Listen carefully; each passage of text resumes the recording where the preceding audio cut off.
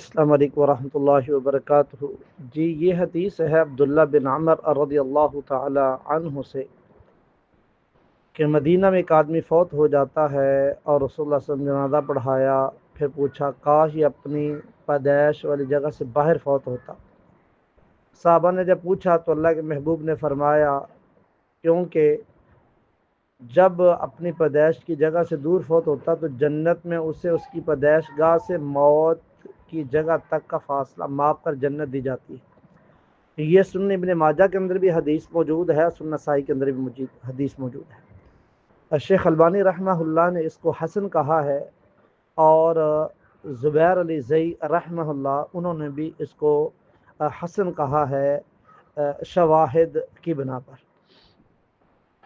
مسلم احمد کے اندر بھی یہ حدیث موجود ہے، لیکن اس کے اندر ایک راوی ہے یحییٰ بن سعید المعافری، وہ ضعیف ہے اور وہ حدیث کے اندر منکر ہے، منکر حدیث وہ بیان کرتا ہے، لیکن یہ بعض شواہد کی بنا پر یہ حدیث جو ہے اس کو صحیح کہا گیا۔ اب اس سے مراد کیا ہے؟ اس سے مراد کیا ہے؟ مدینہ میں فوت ہونے کو اللہ کے پاک پیغمبر نے بڑی فضائل بیان فرمایا۔ جو مدینہ میں فوت ہوگا اس کے لیے جو ہے وہ اس کے اجر کے بارے میں، اور مدینہ میں فوت ہوگا اس کی سفارش کے بارے میں اللہ کے محبوب نے فرمایا۔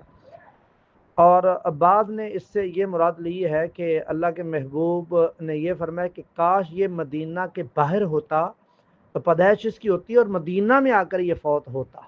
ہاں جی، تو اور بعض علماء نے کہا ہے کہ اس سے مراد یہ ہے کہ اس کی قبر کو اتنی جو ہے وسعت مل جائے گی، کیونکہ جنت کے اندر تو حدیث کے الفاظ ہیں جو آخری جنتی جنت میں جائے گا اس کو زمین و آسمان کے درمیان جو خلا اس سے کئی گنا زیادہ جو ہے وہ اللہ رب الجنت عطا کریں گے۔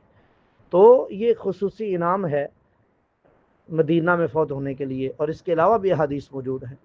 تو بہرحال انسان جب سفر کرتا ہے خیر کے لیے، آگے پیچھے کہیں جاتا ہے، اس کی نیک نیتی ہوتی ہے اور وہ خالص اللہ کے دین کے لیے اور اللہ کے دین کی ابیاری کے لیے اور نیک اعمال کرتا ہے جہاں بھی رہتا ہے، تو اللہ رب العزت جو ہے اس سے بھی بڑے بڑے انعام دینے پر قادر ہے۔ تو بہرحال حدیث جو ہے یہ حسن درجے کی ہے۔ تو انشاءاللہ تعالی اللہ رب العزت جتنا چاہے، جتنی مرضی جنت چاہے اللہ بندے کو دے سکتا ہے۔ ھذا ما عندی واللہ اعلم۔ السلام علیکم ورحمۃ اللہ۔